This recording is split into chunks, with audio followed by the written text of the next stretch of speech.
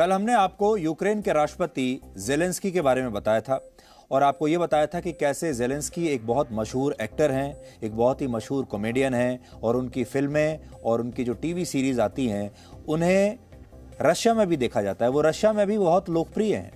और कैसे वो अचानक एक दिन यूक्रेन के राष्ट्रपति बन गए। वो नेता नहीं है, ना ही राजनीति उन्होंने पहले कभी की है, वो असल में एक एक्टर हुआ करते थे और वो एक्टर इतना लोकप्रिय हुआ कि एक दिन वो राष्ट्रपति बन गया। और सोचिए, राष्ट्रपति बनने के बाद उन्हें इस तरह के युद्ध का सामना करना पड़ा और उनका दुर्भाग्य ये है कि ये युद्ध असली है, फिल्मी युद्ध नहीं है। और अब उन्हें ये समझ में नहीं आ रहा कि इस तरह के युद्ध से कैसे निपटना है, क्योंकि अनुभव की बहुत कमी है। और उनके सामने व्लादिमीर पुतिन जैसा अनुभवी खिलाड़ी है जो कि केजीबी में एक सीक्रेट एजेंट रह चुका है, जिसे शासन चलाने का एक बहुत लंबा अनुभव है, जिसके पास विजन भी है और चालाकी भी है।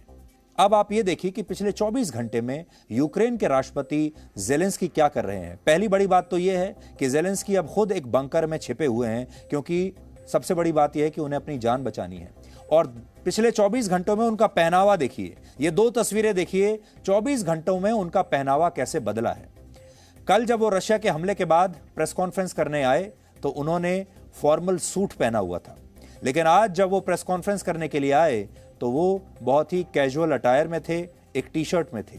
इससे आप समझ सकते हैं कि ज़ेलेंस्की पर कितना दबाव है और ये दबाव आज उनके बयान में भी साफ दिखाई दे रहा था। 2 दिन में यूक्रेन के राष्ट्रपति की ये 2 अलग अलग रूप देखिए आप, क्योंकि अब जो दूसरा रूप है, आज वाला रूप, ये तो वो रूप है कि वो किसी तरीके से अपनी जान बचा रहे हैं, बंकर में जाकर छिपे हुए हैं। और कल वो एक ऐसे राष्ट्रपति के रूप में बात कर रहे थे जो राष्ट्रपति पूरी तरह से कंट्रोल में है, लेकिन आज जब वो बाहर आए तो ऐसा लगा जैसे वो गिड़गिड़ा रहे हैं, जैसे वो गिड़गिड़ाकर दुनिया से मदद मांग रहे हैं और अब चीजें धीरे धीरे उनके हाथ से फिसलती जा रही हैं। उन्होंने आज रशिया के राष्ट्रपति व्लादिमीर पुतिन से अपील की और कहा कि उन्हें अब भी पुतिन से बात करने का इंतजार है और वो चाहते हैं कि ये युद्ध अब रोक दिया जाए। वो लगातार कल से ये बात कह रहे हैं कि पुतिन साहब मुझसे बात कीजिए, मैं आपसे बात करना चाहता हूं। कल तो उन्होंने कहा था कि मैंने पुतिन को फोन भी लगाया लेकिन बात नहीं हो पाई। और पुतिन कह रहे हैं कि वो बात करेंगे ही नहीं जब तक यूक्रेन पूरी तरह से अपने घुटनों पर नहीं आएगा, पूरी तरह से आत्मसमर्पण नहीं कर देगा, तब तक पुतिन बात नहीं करेंगे। और पुतिन बात करें भी क्यों, क्योंकि इस समय पुतिन जीत रहे हैं, पूरी तरह से कंट्रोल में हैं और कुछ घंटों या दिनों की बात है जब यूक्रेन उनके सामने घुटनों पर होगा, इसलिए वो बात तभी करेंगे। इसके अलावा अब ज़ेलेंस्की का नेटो देशों से भी मोहभंग हो चुका है। अब आप सोचिए, जिन नेटो देशों के वादों पर विश्वास करके ज़ेलेंस्की ने व्लादिमीर पुतिन और रशिया जैसे देश के साथ अपने संबंध खराब कर लिए, आज वो सारे देश पीछे हट गए। आज यूक्रेन के राष्ट्रपति ने खुलेआम ये शिकायत की कि नेटो देशों ने वादे तो बड़े बड़े किए थे, लेकिन वो मदद करने के लिए जब जरूरत पड़ी तो आए नहीं। दूसरी तरफ नेटो देश हमेशा की तरह युद्ध के दूसरे दिन भी चुपचाप तमाशा देखते रहे और यूक्रेन को कहते रहे कि सैन्य मदद को छोड़कर कोई भी मदद करने के लिए वो तैयार हैं। यानी वो यूक्रेन को अपना नैतिक समर्थन तो दे रहे हैं, लेकिन सैन्य मदद देने के लिए तैयार नहीं है। यूक्रेन को इस समय क्या चाहिए? यूक्रेन को चाहिए हथियार, यूक्रेन को चाहिए फौज, यूक्रेन को शक्ति चाहिए जो उनके लिए लड़ सके और उन्हें रशिया से बचा सके। लेकिन पश्चिमी देश और नेटो देश उन्हें क्या दे रहे हैं? वो बयान दे रहे हैं, नैतिक समर्थन दे रहे हैं, प्रेस कॉन्फ्रेंस में बड़े बड़े बयान देते हैं और टीवी पर आकर बड़ी बड़ी बातें करते हैं और ज़ेलेंस्की को कहते हैं कि आप लड़िए, आप बहुत बहादुर हैं, हम आपके पीछे खड़े हैं। लेकिन असल में वो पीछे भी नहीं है, इसलिए उन्होंने ज़ेलेंस्की को अकेला छोड़ दिया है, यूक्रेन के लोगों को अकेला छोड़ दिया है। और आज ज़ेलेंस्की पछताते होंगे कि उन्होंने नेटो देशों पर विश्वास क्यों किया। आज ज़ेलेंस्की ने क्या कहा, अब आप ये सुनिए। Хочу еще раз обратиться к президенту Российской Федерации. По всей территории Украины идут бои. Давайте садиться за стол переговоров, чтобы остановить гибель людей. Ми захищаємо нашу державу наодинці. Як і вчора, найпотужніші сили світу спостерігають здалеку. Чи переконали Росію вчорашні санкції? Ми чуємо у своєму небі і бачимо на своїй землі, що цього недостатньо. Уважаемые граждане Российской Федерации, как я уже и сказал, сегодня ночью начали бомбить жилые кварталы города-героя Киев. Это все напоминает 1941 год. Всем гражданам Российской Федерации, которые выходят на протесты, хочу сказать. І я залишаюсь в столиці. Моя родина також в Україні. Мої діти також в Україні. Моя сім'я не зрадники, а громадяни України. Але де вони зараз знаходяться, я сказати не маю права. За наявною у нас інформацією, ворог позначив мене як ціль номер 1. Мою родину як ціль номер 2. Вони хочуть знищити Україну політично, знищивши главу держави. तो जेलेंस्की देखिए आज उनकी हालत कैसी हो गई है। एक तो उन्हें छुपना पड़ा, अब वो कह रहे हैं कि दुश्मन का पहला निशाना मैं हूं और दूसरा निशाना है मेरा परिवार। फिर वो कह रहे हैं कि मैं गद्दार नहीं हूं, मैं देश छोड़कर नहीं जाऊंगा, यहीं मरूंगा, लड़ाई करता रहूंगा आखिर तक, जो कि अच्छी बात है। एक अच्छे नेता को यही कहना चाहिए। उन्होंने ये भी बताया कि उनका परिवार इस समय यूक्रेन में ही है। उन्होंने अपने परिवार को कहीं भागने नहीं दिया, वो यूक्रेन में ही है, लेकिन वो कहीं छुपा हुआ है। वो बता नहीं सकते कि उनका परिवार इस समय कहाँ छुपा हुआ है सुरक्षा कारणों से। और साथ ही वो नेटो देशों से भी काफ़ी खफा हैं, नाराज़ हैं और उन्हें इस बात की शिकायत है कि नेटो देशों ने उनका साथ नहीं दिया। हालांकि रशिया के राष्ट्रपति पुतिन ने अब स्पष्ट कर दिया है कि ये युद्ध तब तक नहीं रुकेगा जब तक यूक्रेन पूरी तरह सरेंडर नहीं करता। पुतिन ने रशिया पर आर्थिक प्रतिबंध लगाने वाले देशों को भी कड़े शब्दों में चेतावनी दी है और कहा है कि जो लोग, जो देश रशिया की कार्रवाई के बीच में आएंगे, उनके खिलाफ रशिया ऐसा कदम उठाएगा जो इतिहास में भी शायद पहले कभी नहीं हुआ होगा। Теперь несколько важных, очень важных слов для тех, у кого может возникнуть соблазн со стороны вмешаться в происходящее событие. Кто бы ни пытался помешать нам, а тем более создать угрозы для нашей страны, для нашего народа, должны знать, что ответ России будет незамедлительным и приведет вас к таким последствиям, с которыми вы в своей истории еще никогда не сталкивались. Мы готовы к любому развитию событий. Все необходимые в этой связи решения приняты. Надеюсь, что я буду услышан. आप ऐसा समझ लीजिए कि पुतिन के सिर पर इस समय एक धुन सवार है और वो हर हालत में यूक्रेन को नष्ट करना चाहते हैं और इसके लिए वो पूरी दुनिया से दुश्मनी लेने के लिए तैयार हैं। और आपने कभी इतने बड़े नेता को, वैश्विक नेता को ऐसी बात करते हुए सुना नहीं होगा। वो कह रहे हैं कि जो भी देश और जो लोग बीच में आएंगे और जो रशिया को नुकसान करेंगे, उनका हम ऐसा हाल करेंगे कि इतिहास में भी ऐसा पहले कभी हुआ नहीं होगा, हम उन्हें छोड़ेंगे नहीं। अब आप सोच सकते हैं कि इस समय व्लादिमीर पुतिन के दिमाग में क्या चल रहा होगा और वो किस हद तक अपनी धुन के पक्के हैं और जो भी उनके सामने आएगा वो उसे नष्ट करने के लिए तैयार है। और यही एक कारण है कि नेटो देश बातें तो बड़ी बड़ी करते हैं, प्रेस कॉन्फ्रेंस करते रहते हैं, बयानबाजी करते हैं, लोकतंत्र के दुनिया के सबसे बड़े चैंपियन हैं, मानव अधिकार क्या सही है क्या गलत है पूरी दुनिया को बताते हैं, किस दुनिया में लोकतंत्र कैसा चल रहा है, कहां अल्पसंख्यकों के मानव अधिकारों का हनन हो रहा है। वो सब बातों के इनकी अपनी अदालत है और ये खुद उसके जज हैं। यही बताते हैं पूरी दुनिया को कि कौन सही है और कौन गलत। लेकिन आज ये सारे के सारे जो देश हैं छुपकर बैठे हुए हैं और किसी की हिम्मत नहीं कि वो पुतिन के सामने लड़ने की बात भी कर सके। अब आप पूछेंगे कि युद्ध को 40 घंटे बीत चुके हैं और दुनिया की बड़ी बड़ी महाशक्तियां आखिर कर क्या रही हैं। तो हम आपको ये बताना चाहते हैं वो वही कर रही हैं जो उन्होंने अफगानिस्तान के समय किया था, वो वही कर रही हैं जो उन्होंने सीरिया के समय किया था। वो शक्तियां हैं कौन सी? पोलैंड, ब्रिटेन और फिनलैंड जैसे देशों ने आज यूक्रेन को आर्थिक मदद देने का ऐलान किया है। फिनलैंड ने $50 मिलियन यानी 375 करोड़ रुपए और यूनाइटेड नेशंस ने $20 मिलियन यानी 150 करोड़ रुपए की मदद देने का ऐलान किया है कि हम यूक्रेन को आर्थिक मदद देंगे, पैसा देंगे। अब आप खुद सोचिए, यूक्रेन को इस समय पैसा नहीं चाहिए, यूक्रेन को हथियार चाहिए, यूक्रेन को सुरक्षा चाहिए, यूक्रेन को लोग चाहिए लड़ने के लिए। और ये देश क्या कह रहे हैं कि हमसे पैसा ले लो, क्योंकि इनके पास पैसे के अलावा कुछ और है ही नहीं। ये वो देश हैं जिनके पास बहादुरी नहीं है, इनके पास सिर्फ पैसा है और पैसा बांटकर ये पूरी दुनिया को बांटते आए हैं और पूरी दुनिया पर राज करते आए हैं। इसके अलावा एक अपडेट यह भी है कि चीन के राष्ट्रपति शी जिनपिंग ने रशिया के राष्ट्रपति व्लादिमीर पुतिन से आज बात की है। रशिया ने यूक्रेन पर हमला करके अमेरिका और पश्चिमी देशों को पूरी तरह से एक्सपोज कर दिया है। उन्हें चुनौती दी कि आप कुछ बिगाड़ सकते हो तो बिगाड़िए, आप रोक सकते हो तो रोकिए, और वो एक्सपोज हो गए क्योंकि वो रोक नहीं पाए। और पुतिन ने बता दिया पूरी दुनिया को कि नेटो, यूरोपियन यूनियन और संयुक्त राष्ट्र जैसी संस्थाएं और ये सारे पश्चिमी देश और बड़ी बड़ी महाशक्तियां असल में लोकतंत्र और शांति के नाम पर सिर्फ टीवी पर इंटरव्यूज देते हैं, प्रेस कॉन्फ्रेंस करते हैं, सेमिनार और कॉन्फ्रेंसेस करते हैं, और ये जैसा हम अक्सर कहते हैं डिजाइनर पत्रकार, असल में ये सारे डिजाइनर देश हैं, डिजाइनर संस्थाएं हैं। और आज ये सब के सब यूक्रेन संकट पर खामोश हैं क्योंकि लड़ने की हिम्मत इनमें है नहीं। सिर्फ यूक्रेन को कहते हैं, कोई कह रहा है कि 150 करोड़ ले लो हमसे, कोई कह रहा है कि 200 करोड़ ले लो और पैसे लेकर खुश रहो, चुप रहो और अपनी सुरक्षा खुद कर लो। सोचिए, अमेरिका खुद को दुनिया का सबसे पुराना लोकतंत्र बताता है और अपने आप को सुपर पावर बताता है। आपने हॉलीवुड की फिल्मों में अक्सर देखा होगा कि पूरी दुनिया का ठेका अमेरिका के राष्ट्रपति ही लेते हैं, अमेरिका की सेना ही लेती है।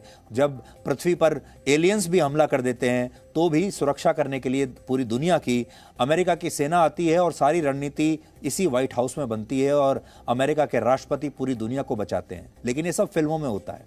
ये वो छवि है जो अमेरिका दुनिया के सामने पेश करना चाहता है। लेकिन असल में जब कोई विपत्ति आती है तो अमेरिका क्या करता है, ये आपने पिछले 1 साल में अब दूसरी बार देख लिया। पिछले साल आपने अफगानिस्तान में देखा और इस साल आपने यूक्रेन में देख लिया।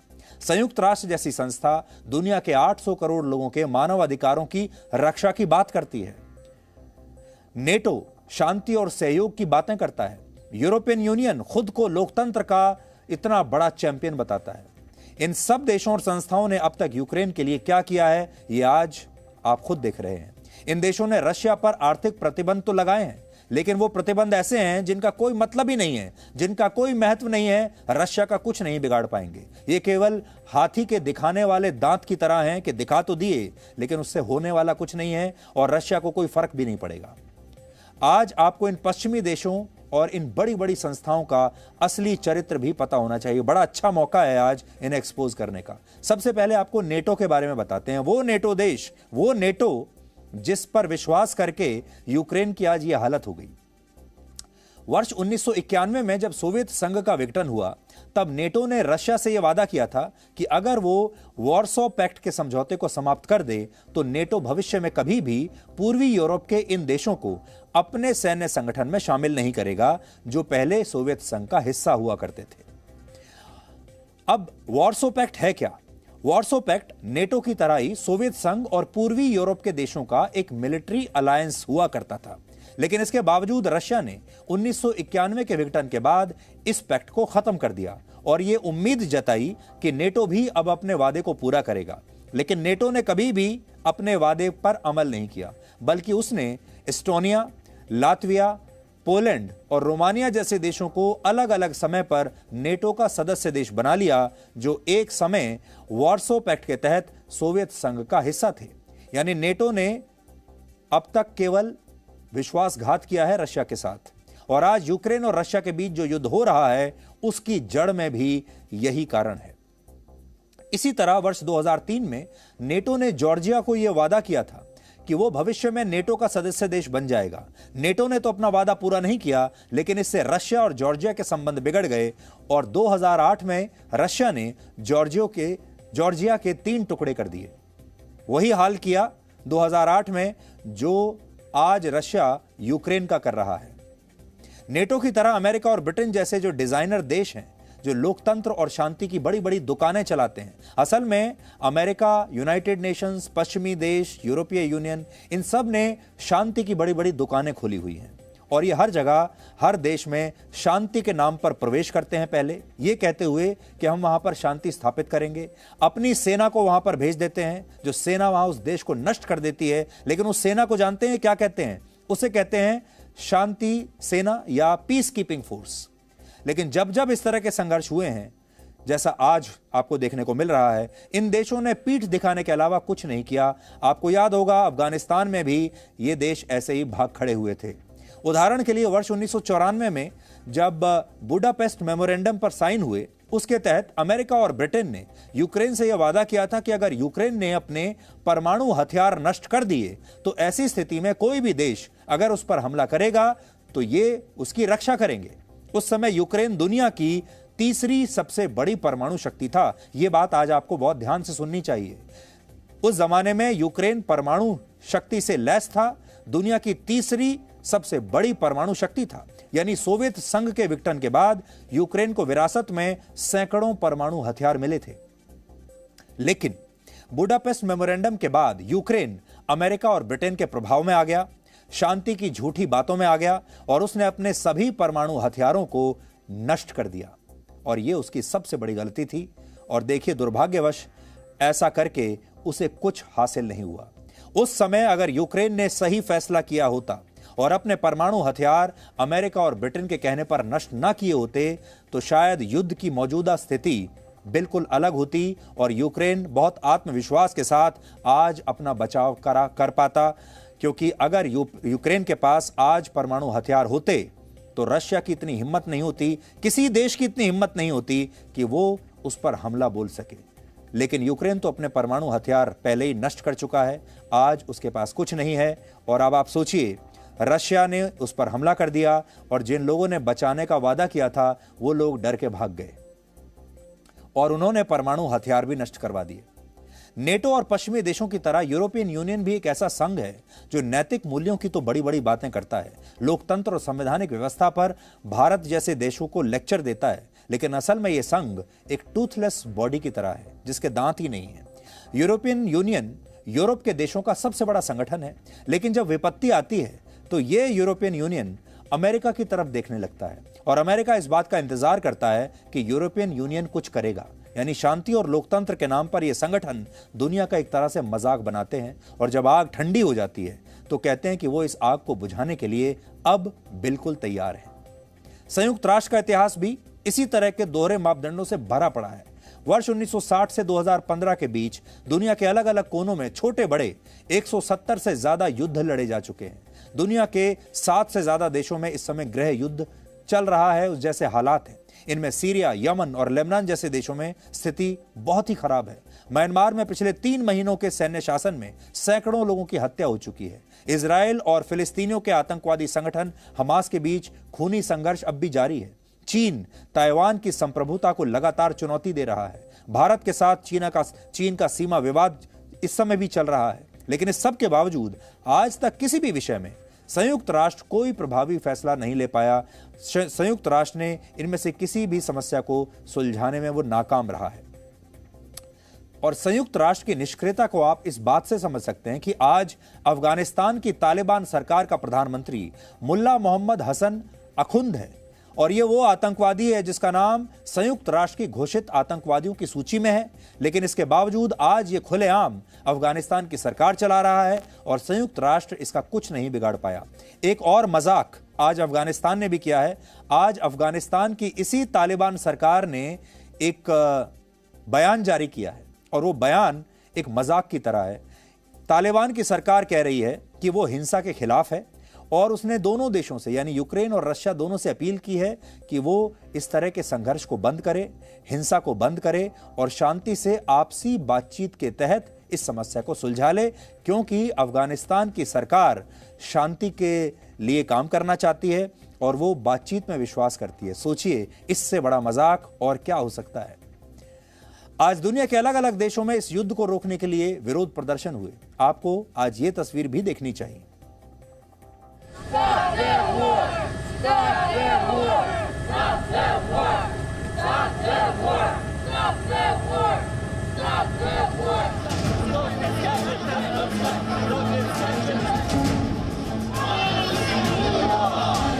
Stop Russia now! Stop Russia now! Sorry! I'm sorry!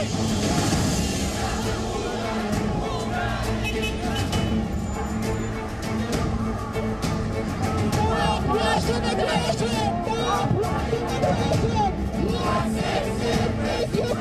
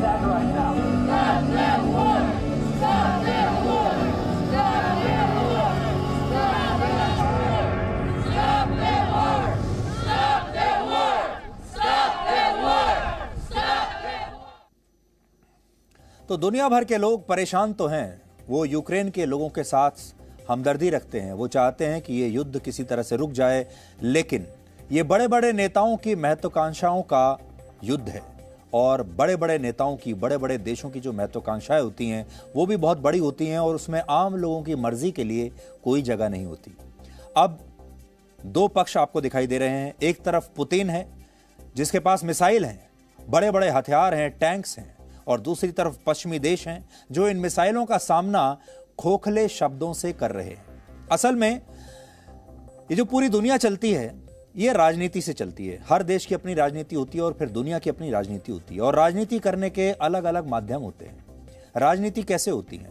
राजनीति बैठकों के जरिए होती है, राजनीति संगठनों के जरिए होती है, राजनीति आपसी संधियों के जरिए होती है, राजनीति आपसी बातचीत के जरिए होती है, राजनीति चुनाव के जरिए होती है। राजनीति करने के अलग अलग माध्यम होते हैं, लेकिन राजनीति शस्त्रों से भी होती है। और इस समय जो राजनीति व्लादिमीर पुतिन कर रहे हैं वो बातों से राजनीति नहीं कर रहे, संधियों से राजनीति नहीं कर रहे, संगठनों से राजनीति नहीं कर रहे, देशों के साथ बातचीत करके, शांति वार्ता करके अपनी राजनीति नहीं कर रहे। वो राजनीति कर रहे हैं हथियारों से, वो राजनीति कर रहे हैं शस्त्रों से, और ये भी राजनीति का एक और तरीका है। लेकिन दुर्भाग्य ये है कि दुनिया के जो बाकी के जो देश हैं वो इतने पराक्रमी नहीं हैं, वो डरपोक हैं, और वो आज पुतिन की इस महत्वाकांक्षा को रोकने में बिल्कुल नाकाम रहे हैं। Presenting V News app available on Google Play and App Store. Download it now.